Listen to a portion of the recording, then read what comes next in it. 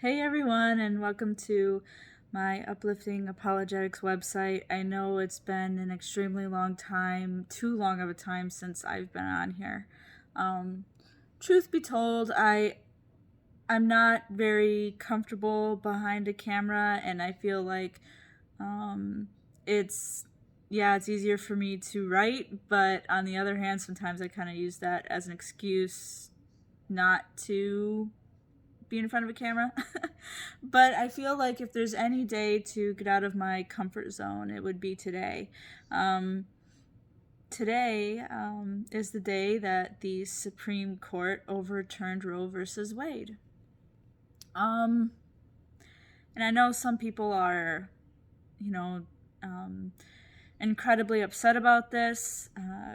They feel that it's a turn a turning point or a going back in time of women's rights.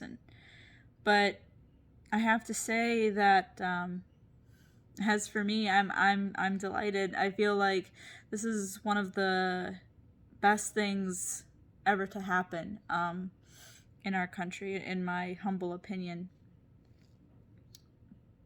You know, but what I want to discuss in this, in regards to that, is all about allowing God to lead us in our lives. And when we have more freedoms to do that, then following God becomes more possible.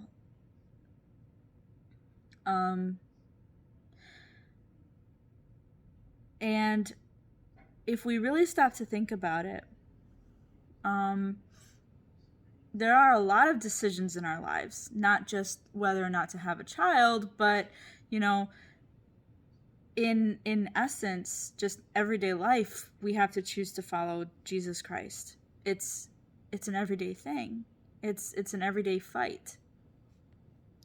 Because there are times, right, that it's not always easy to follow God. It's not always easy to lay yourself at His feet and just ask Him for His guidance and to hear what He has to say back.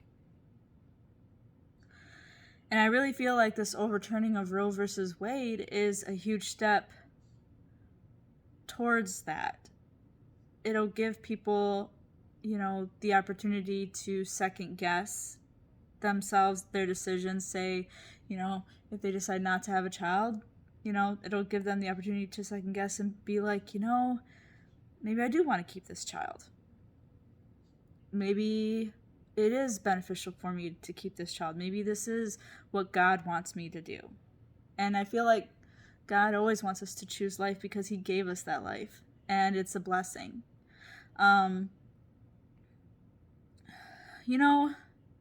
There are a couple reasons, getting personal here, there are a couple reasons why I'm pro-life myself, and why it's a very personal thing for me.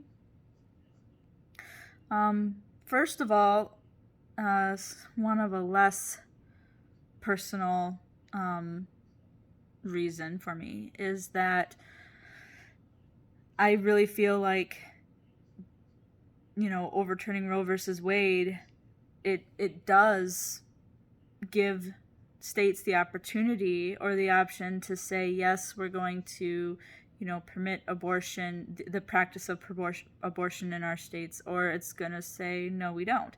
And it's going to be by a state-by-state, case-by-case basis, individual-by-individual basis,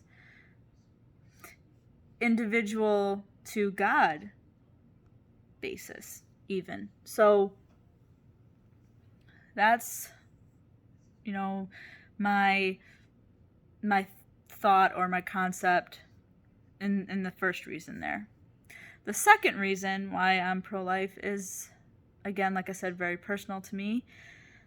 My mother chose life with me. I mean, I guess all of our mothers chose life, right? But, to those of us who are living.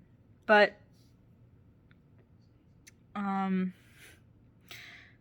I found out about 6-8 years ago that when my mother was pregnant with me,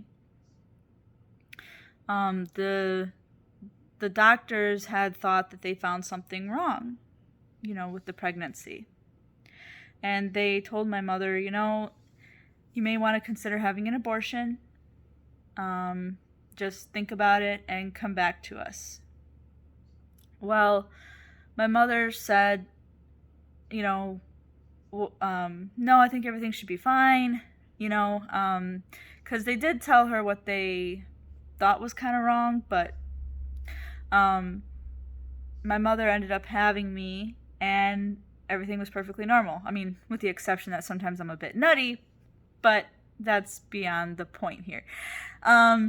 No, but in all seriousness, I turned out perfectly fine. The only thing is that my mother had gestational diabetes. My mother's a diabetic, has been for a long, long time.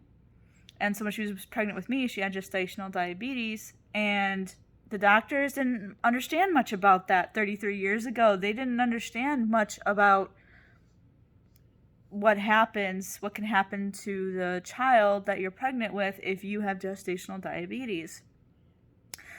But I was born and everything was perfectly okay. All they had to do was, put me on a monitor overnight and lower my blood sugar. I was perfectly fine. Because I was born with extremely high blood sugar because of that. And I'm not even a diabetic. Now, I'm not a diabetic. I'm perfectly healthy, physically speaking. But anyway, so you get my point. That, I really do emphasize with the women who are pregnant and the child has some health complications, or they got pregnant out of an instance of rape or incest, or, the mother is told that she may pass away or die if she has the child. And those are horrible things and not something that anyone wants to, a circumstance anyone wants to be in. But I guess my only thought is that in every instance, including having a child, we need to go to God. And I just want this to be a reminder. And I felt like Roe v. Wade and the overturning of it just reminded me of that. Because it's so easy, right, for us to go our own way and forget that God is there sometimes. But he's always there. And sometimes we just need to kneel at his feet and ask him what to do. And I just wanted to come to my channel and, talk about that and mention that. I felt like God was leading me to do that. So, with all that being said, I hope you guys take this message with you and talk to God always. And thank you for watching.